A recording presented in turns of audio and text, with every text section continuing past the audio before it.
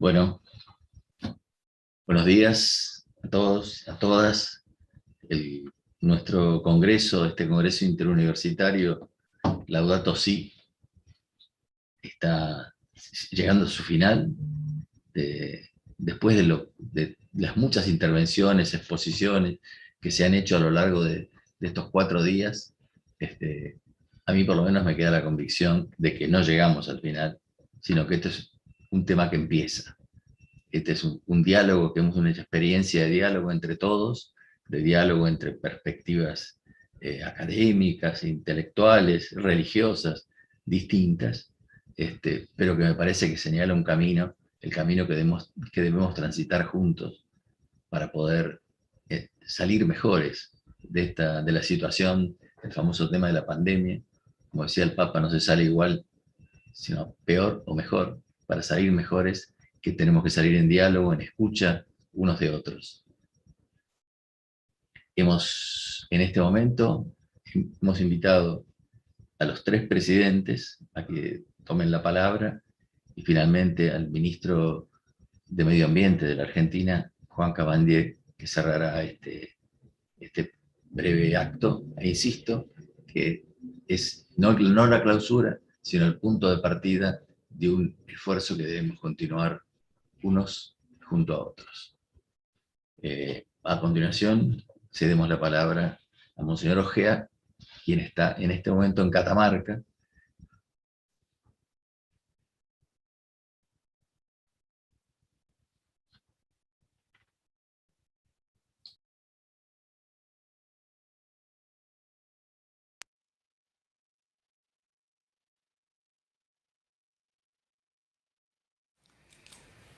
En la clausura del Congreso Interuniversitario Laudato Si, agradecemos y valoramos inmensamente la participación de tantos expositores cualificados, tanto los que lo hicieron desde nuestro país como del extranjero. Y agradecemos también especialmente a todos los que han trabajado incansablemente para llevarlo a cabo. Quiero mencionar de un modo especial a Francisco Piñón y a Roberto Igarza, y también a los equipos que se conformaron para esta tarea, el comité de gestión, el comité académico, el equipo de comunicación y la secretaría. Valoramos asimismo la tarea de los consejos regionales de planificación de educación superior. Todas las regiones del sistema universitario argentino han estado presentes en el Congreso, y esto muestra que el acuerdo no ha sido solamente de las cabezas, sino que ha sido un compromiso federal que involucra a todo el sistema. No solo se ha propiciado el encuentro y el mutuo reconocimiento y valoración entre universidades públicas y privadas, sino que ha trabajado haciendo un importantísimo aporte nuestra pastoral universitaria de la Conferencia Episcopal Argentina. De allí que agradezco especialmente al padre Gustavo Zurbriggen, presidente de esta comisión. Hoy, en esta clausura, la presencia del ministro de Medio Ambiente y Desarrollo Sustentable de la Nación, Juan Cabandier.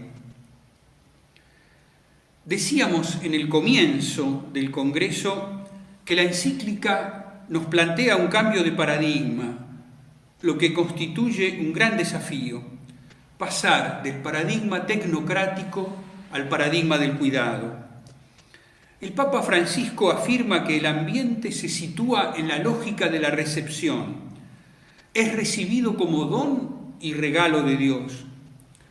Es un préstamo que cada generación recibe y debe transmitir a la generación siguiente. Esto pone en crisis, dice el Papa, el sentido mismo de nuestro paso por la tierra. Está en juego nuestra propia dignidad. ¿Dejaremos a las generaciones futuras escombros, desierto y suciedad? La encíclica señala la falta de justicia y de solidaridad intergeneracional. Hemos dejado de pensar en el futuro de nuestros hijos viviendo solo para el presente. Nos encontramos en esta cultura con adultos que quieren ser siempre jóvenes, sin asumir las responsabilidades inherentes al adulto respecto del cuidado de lo que se ha recibido. Por otro lado, sabemos que los jóvenes, para crecer, necesitan tener junto a sí adultos que hayan asumido en plenitud la experiencia de la vida. Vivimos un inmediatismo egoísta que excluye pensar tanto en las generaciones futuras cuanto en las periferias existenciales. Nos falta mirar hacia adelante y nos falta mirar a los costados, mirar a los pobres, como si tuviéramos anteojeras que nos hacen ver nada más que lo que queremos ver, pero no la realidad. Es indudable que la civilización de la imagen, con toda su carga positiva, también ha ayudado en gran medida a este engaño, ya que por ella podemos elegir ver lo que queremos y de este modo alejarnos de la realidad. Se ha hablado en diversos congresos de la necesidad de trabajar juntos sobre temas que provocan una crisis profunda en el planeta. Sin embargo, los poderes centrales han hecho oídos sordos a tantas advertencias de la ciencia, de las iglesias y del sentido común de nuestros pueblos. Para evitar la destrucción progresiva del planeta se necesita una ética sólida, una cultura nueva y una espiritualidad profunda que puedan limitar el poder del paradigma tecnocrático, una mirada distinta, un pensamiento y una política que estén dirigidas a una cultura de la paz en todas las relaciones que el ser humano sostiene, ya que respiramos una cultura violenta. Esta violencia desequilibra nuestra relación con el planeta y con los demás.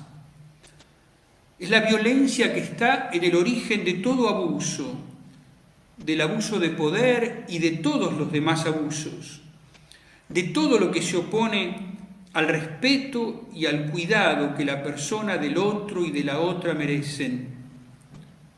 No podemos negar que estamos ante una sociedad fuertemente abusadora. Así como en el abuso, algo se ha disociado fuertemente en el fondo del ser humano, trastornando la relación y la armonía con el prójimo, y esto impide una relación abierta y sinfónica en armonía con todos los seres. Podemos decir en este sentido que también la hermana tierra es abusada. Decíamos que para pasar del paradigma tecnocrático al paradigma del cuidado hace falta un profundo cambio cultural.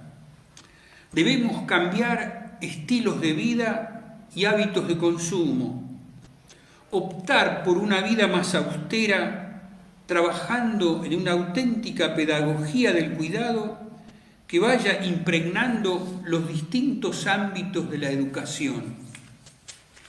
La familia, que es el primer espacio de la educación, es un espacio fundamental, en la que aprendemos naturalmente a vincularnos, no de un modo académico, sino a través de la experiencia con cada uno de sus miembros, con quienes compartimos la vida, el trabajo, el descanso y la mesa. La escuela es también un ámbito privilegiado para trabajar esta pedagogía y, por supuesto, nuestras universidades. Tenemos que luchar proponiendo actitudes que pueden llegar a ser contraculturales debido al profundo individualismo que reina entre nosotros. ¿En qué lugar debo situarme para escuchar con precisión el grito de la tierra y el grito de los pobres?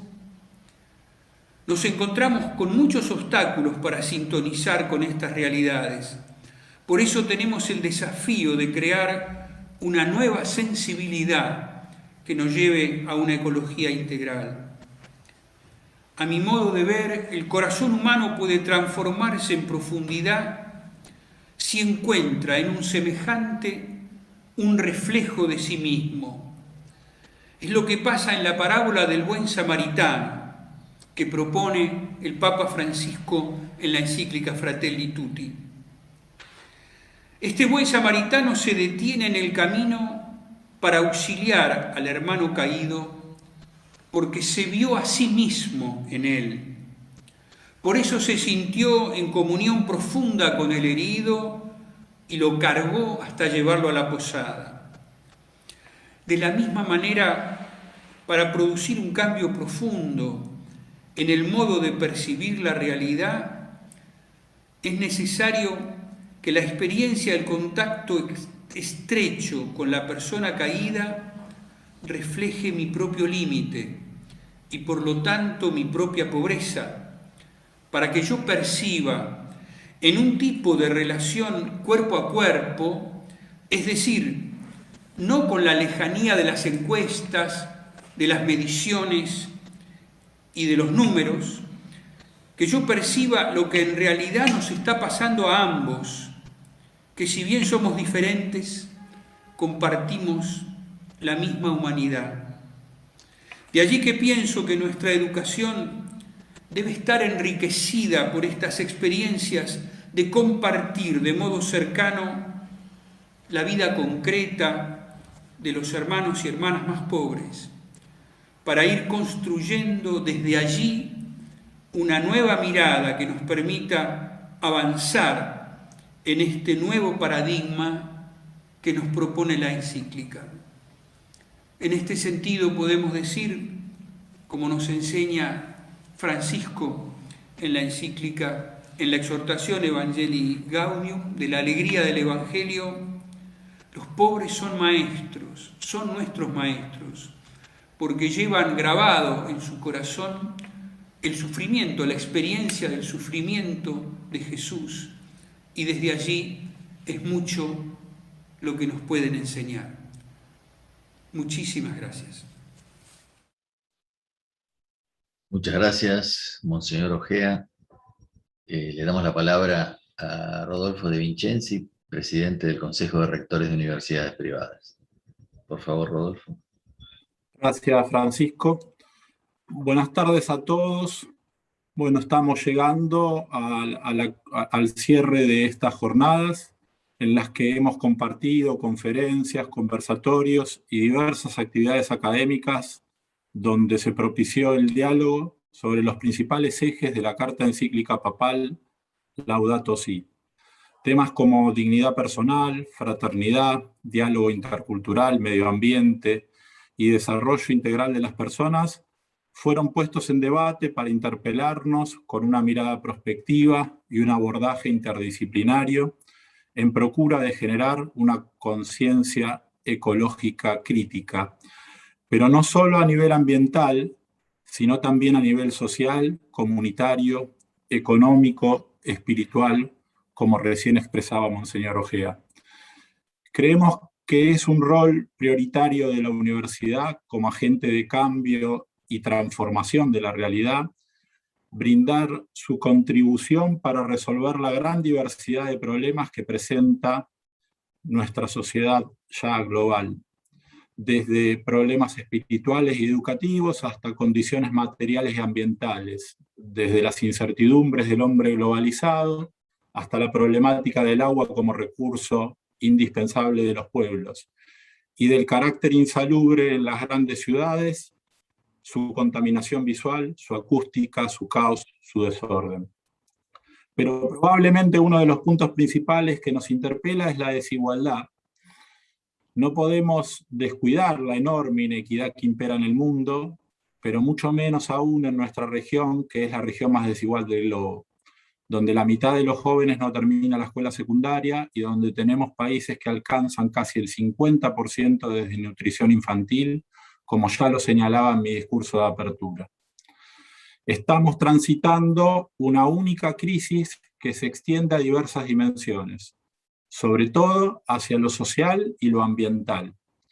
Las expresiones derivadas de las ideas, debates y proyectos que se vivenciaron en estas jornadas constituyen una interpelación para la sociedad toda, y esa interpelación se extiende a todos los rincones del mundo, y a todas las personas con responsabilidades institucionales, políticas, sociales, culturales, espirituales y sin dudas educativas. Surge como consenso una invitación a construir una cultura del cuidado de la casa común, lo cual no será resultado de acciones individuales, sino de la reformulación de nuestros hábitos colectivos. Ello implicará asumir responsabilidades compartidas y globales. Estamos obligados a repensar la educación. Debemos educar en nuevos hábitos, frenar la cultura de la suma de placeres, la cual no logra saciar la sed de otros alimentos que necesita el hombre. Para ello visualizamos una notable oportunidad en la juventud que hoy tenemos, entre quienes existe una sensibilidad ecológica que nos ilusiona y nos provoca. La pandemia que vivimos nos ha desafiado y probablemente ha sido una señal más que debería despertarnos una mirada estratégica y prospectiva que promueva una formación integral. La fragmentación del saber solo ampliará los problemas compartidos del mundo. Como dice Francisco, es una forma de ignorancia. Se requerirá de creatividad para encontrar soluciones y fortaleza para mirar para adelante cuando el horizonte parece oscurecerse. Debemos discernir sobre las cosas importantes, tanto nuestras como de nuestros prójimos. Pudimos ver la incertidumbre de aquellos que no pueden acceder a la educación o a su alimento cotidiano ante la obligación del encierro y la cuarentena. Pudimos ver la verdadera fragilidad de los más frágiles, que no pudieron tener como refugio su casa porque si no salían a la calle veían peligrar el sustento cotidiano. Así también nos demostró la felicidad de la que gozábamos cotidianamente al poder tener cerca nuestros afectos, y nos alejó de las personas que más queremos, valorándolas aún más. Nos obligó a una introspección intensa y a sopesar las verdaderas riquezas que tenemos. Nos vemos entonces obligados a educar en la armonización de lo múltiple, en solucionar las desigualdades, en visibilizar la crisis ecológica integral, que no es ambiental y biológica, es, como ya dijimos, también económica y cultural. Es una crisis de la vida cotidiana, y la encíclica nos provee de líneas de acción para esta tarea, observando esta crisis como una oportunidad y un nuevo desafío. Gracias y felicitaciones a todos los que hicieron posible el desarrollo de este congreso. Nuestros mejores deseos y augurios para que juntos y en forma colaborativa podamos contribuir a un desarrollo sostenible que nos permita ilusionarnos por un futuro mejor. Muchas gracias, Rodolfo De Vincenzi. Le damos la palabra a Rodolfo Tequi, presidente del Consejo Interuniversitario Nacional. Muchas gracias, Francisco. Un afectuoso saludo para todas y para todos. Creo que las palabras de Oscar y de Rodolfo describen perfectamente lo que la academia y la comunidad de la Iglesia Católica piensa acerca de esta encíclica, que, como decíamos en la apertura de estas jornadas, quizás ningún otro documento de la Iglesia fue recibido de la forma que fue recibido en los ámbitos académicos. Y decíamos que uno de los motivos seguramente es que en forma sencilla y muy clara Francisco recoge todas las conclusiones y el trabajo de la comunidad científica en el sentido de alertar acerca de lo que está ocurriendo con nuestra naturaleza, alertar acerca de lo que está ocurriendo en nuestra relación entre la humanidad y nuestra casa común, como le gusta decir a él, que es obviamente nuestro planeta. Y con mucho esfuerzo en tiempos de pandemia, no es fácil organizar un evento de estas características. Recordemos que no solo ha sido un evento con una serie de actividades que han estado disponibles para todos y para todas, sino que en cada una de las regiones de Argentina también la academia y las distintas comunidades de la Iglesia han participado activamente en el debate, en la discusión, en el intercambio de ideas acerca de precisamente lo que nos deja Laudato Si para trabajar hacia el futuro. Y como bien decía Francisco Piñón, este era un paso ineludible que teníamos que dar. Creo que los actores eran de absoluta pertinencia, la Conferencia Episcopal Argentina, el Consejo de Rectores de Universidades Privadas, el Consejo Interuniversitario Nacional, eran los actores que tenían que involucrarse colaborativamente, en forma mancomunada, para llevar adelante un evento de estas características en todo el país. En cada una de las regiones del país hubo actividades muy importantes durante estos 4 días, hubo actividades que podríamos decir a nivel nacional, e incluso con disertantes que han estado presentes, disertantes extranjeros que también han contribuido fundamentalmente a esta discusión. Y como decía Francisco Piñón, este era un paso que había que dar y ahora hay que seguir caminando porque obviamente ya hemos dejado atrás hace muchos años la idea de que la academia es una isla, que la academia es un sector aislado del resto de la comunidad. Así que, como ese pensamiento ya quedó atrás, seguramente ahora trabajaremos cada una de las universidades que hemos estado involucradas en este congreso sobre Laudato Si. Cada una trabajaremos con el resto de las instituciones de la comunidad, con distintas instituciones de la comunidad, trabajaremos estas enseñanzas. Porque el reloj está corriendo, no nos queda mucho tiempo para tomar medidas que eviten, amortigüen, que nos hagan pensar en una relación justa entre la humanidad y la naturaleza. No estamos hablando, no estamos anunciando, bien lo dice Francisco, una tragedia que va a suceder, sino una tragedia que está sucediendo. El Papa lo ejemplifica bien y pone el foco en algunos momentos en la gran crisis que está sufriendo la Amazonía. La Amazonía es un dador de vida de nuestro continente, de Latinoamérica, y está siendo castigada de forma catastrófica, de forma brutal, y el Papa pone el foco, obviamente, en la Amazonía, porque claramente ahí se puede ver lo que estamos haciendo, lo que está sucediendo, y de qué manera, como les decía yo, creemos que el reloj sigue corriendo y todavía no hemos tomado las medidas que la comunidad internacional necesita tomar. Pero como bien nos dijo en la apertura de este evento el Papa, no es una encíclica verde, es una encíclica que tiene el contenido social que necesita tener, porque de ninguna manera va a haber una relación justa, equitativa con la naturaleza si esas relaciones justas, equitativas, fraternales, de pensar en el otro, como decía Monseñor Ojea, no se dan en nuestra sociedad, en nuestras comunidades, en esta humanidad, en esta sociedad internacional. Si no damos paso a relaciones más justas entre nosotros, seguiremos sufriendo la degradación del planeta, de nuestra sociedad, seguiremos viendo como otras crisis, como esta crisis sanitaria, que a pesar de que la comunidad científica lo alertó infinidad de veces sobre que podía ocurrir, finalmente ocurrió. Creo que, sin ninguna duda, el foco está puesto en un debate académico, científico, que se ha realizado en estos 4 días, y ahora tenemos, con la misma sencillez, la misma claridad que el Papa Francisco lo ha volcado en Laudato Si, tenemos que seguir trabajando con el resto de nuestros hermanos y hermanas, nuestra comunidad argentina, para que todos tomemos conciencia de lo que necesitamos construir.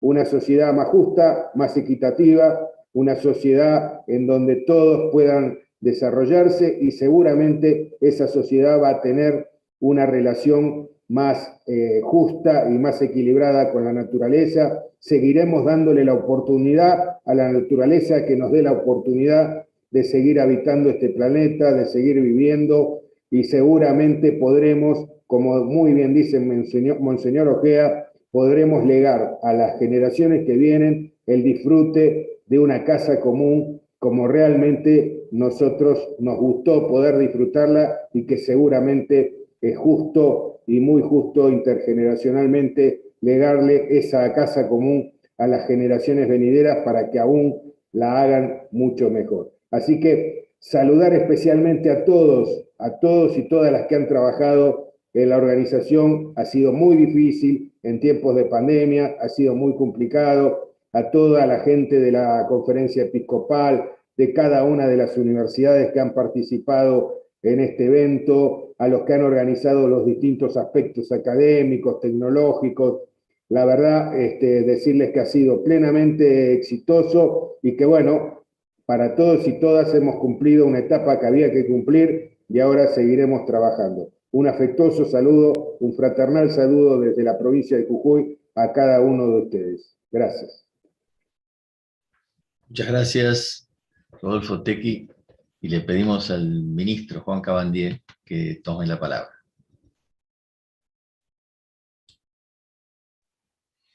Bueno, muchas gracias, Francisco. Quiero, en primer lugar, agradecerte a vos, al Monseñor Ojea, a Rodolfo también por invitarme. Realmente me enorgullece poder estar en este encuentro junto a ustedes, y también veo muchas personas conocidas que nos conocemos hace varios años, y es un placer también y un honor poder estar junto a ustedes cerrando este congreso interuniversitario Laudato Si, que lo veo sumamente necesario para el desafío que tenemos como nación y como sociedad global. Al mismo tiempo, también creo que la tarea de los pioneros siempre es difícil, ¿no es cierto? Porque significa mover muchas estanterías y dar discusiones estructurales, profundas. Al comienzo las dificultades no son pocas, pero sin duda que los objetivos, cuando se alcance la satisfacción de lo logrado, va a ser muy grande. Y creo que en este sentido, lo que ha producido el Papa Francisco con Laudato Si es de esta característica, ¿no? Ha sido un pionero en poner una discusión en el centro de la agenda pública, la agenda social, la agenda religiosa, la agenda de las personas, de los hombres y las mujeres. Papa Francisco ha sido un faro en este sentido, una guía en materia de política ambiental, incluso con un gran poder de anticipación. Eso marca incluso la importancia y la robustez de este legado, ¿no? Lo digo porque Laudato se da a conocer, se publica, la encíclica Laudato Si se publica en mayo, y varios meses o algunos meses después se produce lo que todos conocemos como el Acuerdo de París, la COP de París, la Conferencia de las Partes, que dio como conclusión un acuerdo trascendental en la política ambiental, así como lo fue también Estocolmo, como lo fue Río 92, como lo fue Río +20, y París 2015 tuvo esa característica, y muchos de los artículos y la articulación y los consensos acordados y que se pudieron poner de manifiesto se vieron reflejados también en el gran documento elaborado por el Papa Francisco, que, como bien decía Rodolfo, y los dos Rodolfos toman conceptos y toman, digamos, una conceptualización que la ciencia nos fue acercando y nos fue alertando acerca de la situación en la que estamos, ¿no? Nosotros como país, sin duda que tenemos desafíos importantes. A nosotros nos enorgullece en alguna medida poder haber podido iniciar el debate y finalmente haber conseguido y hemos promovido la sanción de la Ley de Educación Ambiental, que era una materia pendiente de varios años atrás. y que esto va a generar realmente condiciones óptimas para la conformación integral de los distintos niveles y los distintos estadios que son parte de la educación formal e informal también. Dado que hoy estamos en una etapa donde la comunidad educativa está trabajando en la elaboración de esos contenidos que van a ser incluidos en las currículas de todos los niveles. Y eso va a ser sin dudas un hito en la construcción de una ciudadanía crítica con conocimientos ambientales suficientes, necesarios para poder tener un modo de vida en el marco de la sostenibilidad y las urgencias que tenemos, dado que, como muchas veces repetimos, no hay plan B y no nos sobra el tiempo, no contamos con el beneficio del tiempo. Pero sin dudas que nos enmarcamos en la necesidad de pensar, de discutir, de poder consensuar, de dialogar en el marco de la fraternidad, como le gusta decir al Papa Francisco, en un nuevo paradigma, ¿no? La construcción social que tenemos como desafío, como integrantes de esta sociedad global, en el contexto de ir pronunciando, ir construyendo las narrativas suficientes para la elaboración de los paradigmas del siglo XXI, nos ponen en el desafío de sin dudas marcar que el paradigma principal es la sostenibilidad, tanto desde la perspectiva de la agenda ecológica como desde la perspectiva del consumo y de la producción, ¿no? Que todos estos tópicos están ligados en sí mismos, porque no hay sostenibilidad ambiental si no hay sostenibilidad en la producción y si no hay responsabilidad también a la hora del consumo, a la hora del consumo de bienes y servicios por parte de aquellos que somos integrantes, ¿no?, de la sociedad global. En ese sentido, la situación apremiante que tenemos frente digamos, a los estudios y a la información que nos acerca a la ciencia y a la evidencia científica, nos lleva a pronunciarnos de esta manera y entender la necesidad de esa construcción de un paradigma de sostenibilidad, con todo lo que implica en un contexto tan complejo, dado que la pandemia nos ha puesto en un lugar de análisis muy, muy profundo y que incluso esa pandemia ha aumentado brechas en términos socioeconómicos, aumentado brechas incluso entre los países que podemos acceder a las vacunas y los países que no pueden acceder a las vacunas. Solo el 1,7% de las personas de los países de renta baja tienen una vacuna, han sido vacunados por lo menos una vez, y eso significa que el contexto en el que vivimos de crisis global, crisis sistémica, crisis pandémica, crisis económica, lo que ha generado este combo de crisis es una mayor desigualdad, se ha pronunciado en las desigualdades. Esas desigualdades que hoy llevan a que tengamos 80 países de 197, hay 80 que tenemos crisis de deuda, ¿no es cierto?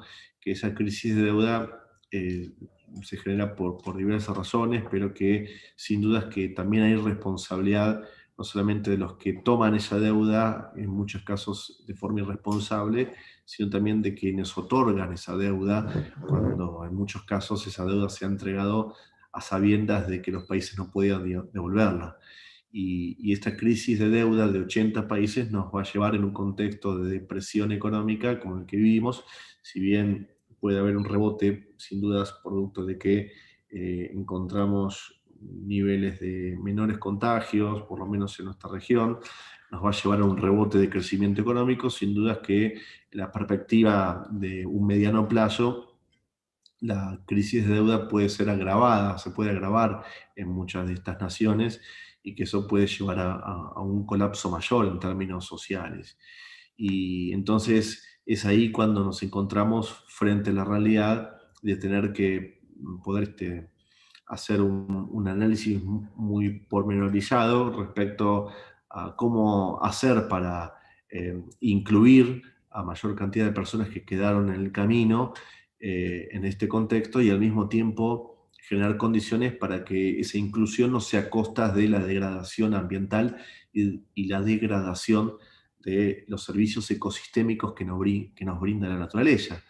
Y es ahí donde tenemos el desafío de aquellos países de renta media, por lo general la gran mayoría de los países de nuestra región, de renta media, que sustentamos nuestro crecimiento económico para la inclusión de aquellos que quedaron en el camino, que quedaron atrás, a partir de elementos digamos, primarizantes, elementos primarios de nuestro modo de producción, ¿no? De una economía primaria, y que es esa economía primaria la que genera grandes elementos contaminantes y grandes focos de contaminación y degradación ambiental, como por ejemplo lo que todos conocemos como la extensión de la frontera agropecuaria en detrimento de nuestras cuencas forestales, que nos perjudican de forma enorme por varias razones. Una es porque al digamos, degradar las cuencas forestales tenemos pérdida de captación de ese carbono, que en definitiva esa pérdida de captación de carbono es la que lleva a que los gases de efecto invernadero se acumulen en la atmósfera y generen el calentamiento global, que es el nudo gordiano de esta discusión ambiental en la que estamos dando. Al mismo tiempo nos genera grandes situaciones sociales, porque la extensión de esa frontera agropecuaria expulsa el trabajo agrario y los lleva a las periferias de las grandes ciudades en situaciones muy vulnerables en términos sociales, ¿no? Y entonces es ahí donde tenemos que preguntarnos si estos modelos realmente son virtuosos para la sociedad de nuestra región, para la sociedad global, para nuestras economías. Pero en sí mismo creo que eh, podemos decir que a partir del último informe del IPCC, de ciencias de Naciones Unidas, que se dio a conocer hace pocos días, nos ha puesto realmente en un lugar de mayor preocupación todavía, dando cuenta de lo apremiante que es generar estos cambios de paradigma que decíamos antes, que tienen que estar enmarcados en la sostenibilidad, pero también en reconstruirnos mejor como sociedad a partir del diálogo, a partir de la búsqueda del consenso, a partir de la mirada fraternal entre los pueblos, a partir de la mirada fraternal entre las provincias, a partir de la mirada fraternal adentro de las ciudades cercanas, a partir de la mirada fraternal del uno con el otro, porque, como bien expresa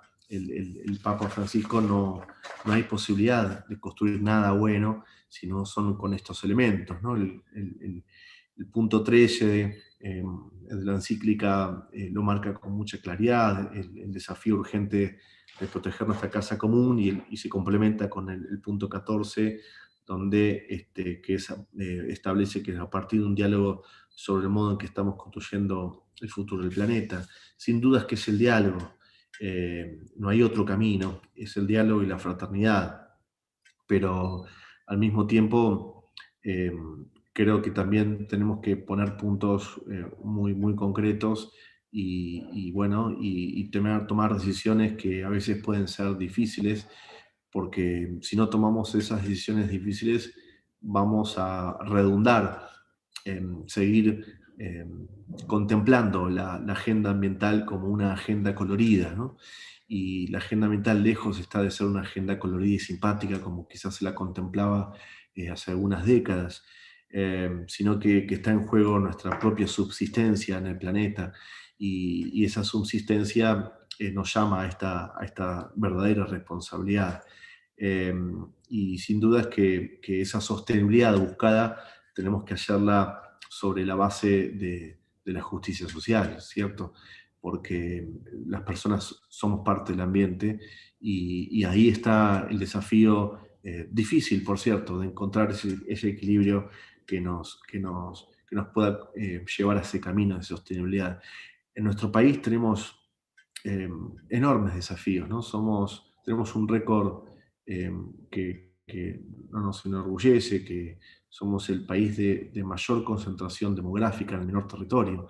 El 92% de nuestra población vive en el 0,9% del territorio habitable, y eso nos lleva a un entramado muy complejo para construir sostenibilidad con justicia social, ¿no? Porque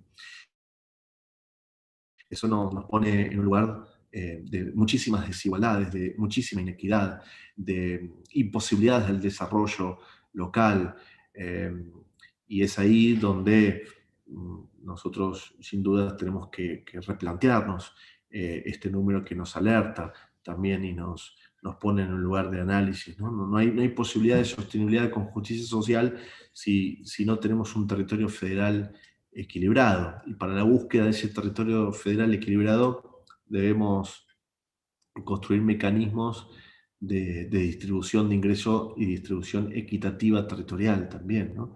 Porque de otra manera serían puras promesas o puras palabras vacías la búsqueda de la sostenibilidad. Y entonces eso nos tiene que llevar, por ejemplo, a poner en alerta lo que significa la equidad territorial en el norte grande, ¿no?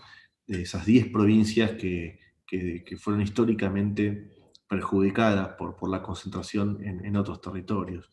Y bueno, creo que tenemos por delante este camino, que tenemos que pensar mucho en aquello que Francisco habla muy bien, que es la cultura del descarte, que tenemos que pensar mucho también en estos paradigmas donde tenemos que replantearnos un capitalismo más justo, un capitalismo que pueda construir producción real, ¿no? Un mecanismo para que esa producción pueda llegar a las personas, pueda generar empleo, pueda construir una mejor calidad de vida, empezar a poner en cuestión lo que muchas veces dijo el Papa Francisco acerca de esos mecanismos financieros que han destruido países, sociedades y que han acumulado en pocas manos riquezas a costas del trabajo de muchos y a costas de poner en situación de descarte a grandes poblaciones, ¿no? Nosotros vivimos en un mundo donde solamente la mitad de las personas acceden a Internet, ¿no? Y eso nos tiene que llamar mucho la atención, porque a través de esa infraestructura tecnológica también y ese acceso al mundo de Internet y al acceso a la información tan necesaria en un mundo como el que vivimos, globalizado, de hiperinformación, sin dudas que la mitad de la población no puede acceder a una herramienta tan necesaria. Estamos construyendo también una cultura del descarte. La cultura del descarte que incluso construimos con los residuos RAE, ¿no? Los residuos RAE, que son los residuos electrónicos, que solamente el 20% de esos residuos vuelven a ser utilizados, que anualmente producimos 52 millones de toneladas de residuos RAE, y que en algún lugar del planeta están acumulados y que generan grandes focos de contaminación y son lamentablemente una metáfora del descarte, ¿no? El descarte no solamente del residuo RAE, sino el descarte de las personas que no son contempladas por los estados, por las políticas públicas, que son discriminadas. Y entonces, si no pensamos verdaderamente con una visión holística e integral acerca de ese descarte social que estamos produciendo como sociedad, va a ser muy difícil contemplar una mirada de sostenibilidad sin estos elementos que son una ecuación que tenemos que tenerlas digamos, muy presentes, porque si no, nada de lo que decimos vamos a poder realizarlo. Así que sin duda es que tenemos que apostar a las nuevas generaciones, que son las y los más interesados en que todo funcione mejor, porque sin duda nosotros, que somos adultos y ya no somos jóvenes, tomamos decisiones sobre el futuro que van a vivir aquellos que tienen menos edad. Y ellos justamente, ellos y ellas son las más y los más interesados en la agenda ecológica, la agenda ambiental y la agenda de sostenibilidad. Por ellos y por la humanidad, y para poner y hacer práctica día a día aquellos postulados, principios que estableció muy bien el Papa Francisco, como la fraternidad y la casa común. Así que gracias nuevamente por la invitación. Saludos fraternal a todos los integrantes, los rectores, decanos presentes, y bueno, que sea una jornada que pueda seguir utilizándose, más allá de que ahora estamos en el cierre, que vaya generando y sembrando nuevas conciencias. Ojalá que sea así. Muchas gracias nuevamente, Francisco. Muchas gracias, ministro, muchas gracias. Muchas gracias a todos los que hoy, en este momento que se supone que es el cierre, se supone no, que es el cierre del Congreso, que han intervenido, a todos los que nos han acompañado en este momento, pero también a todos los muchos que hicieron posible que el Congreso se concrete. Hay un montón de gente que hace 2 años que ha estado trabajando en silencio, sin visibilidad externa, pero que lograron que esto llegara a buen término, como creo que ha llegado. Creo que es importante, insisto, destacar este esfuerzo, este Congreso Interuniversitario mostró que es posible el diálogo, es posible compartir un camino de diálogo. Por eso digo que aquí no termina el Congreso, aunque termina el Congreso, pero no termina el diálogo. Termina el camino que el Congreso nos ha ido mostrando. Entre paréntesis, ha habido 140, un poquito más, expositores a lo largo de estos 4 días. Ha habido 2.200 inscriptos, ha habido no sé cuántas visualizaciones, porque no todo se visualiza en el momento, sino también después. Creo que llegaban a 18.000 según un número que me pasaron, pero lo que nosotros pretendemos es que estamos construyendo eso. Hoy está todo disponible en YouTube para poder seguir analizándolo, viéndolo, incluso el proyecto de hacer un repositorio en un canal donde esté todo y lo tengamos a disposición, porque creo que son materiales que vale la pena escuchar. Nadie pudo haber escuchado todos, pues hubo muchas mesas simultáneas, y creo que será útil para nuestra reflexión y sobre todo para compartirla, para abrir este camino de diálogo a todos. Nuevamente, muchas gracias, presidentes, Monseñor Ojea, Rodolfo Tecchi, Rodolfo De Vincenzi, que fueron quienes hicieron posible que recorriéramos este camino, y a todos los que nos acompañaron. Gracias, ministro Cabandier. Buenos días, muchas gracias. Gracias, saludos. Gracias. Seguimos. Un gusto.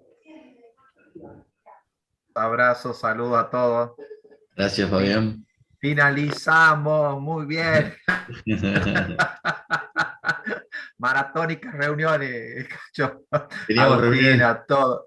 ¿Cuántas reuniones por semana teníamos? Bueno. No sé, pero fue así te digo que es una experiencia, no la viví nunca, de intensidad de reuniones. Bueno, dentro de una semana, un poquito más, nos volvemos a reunir.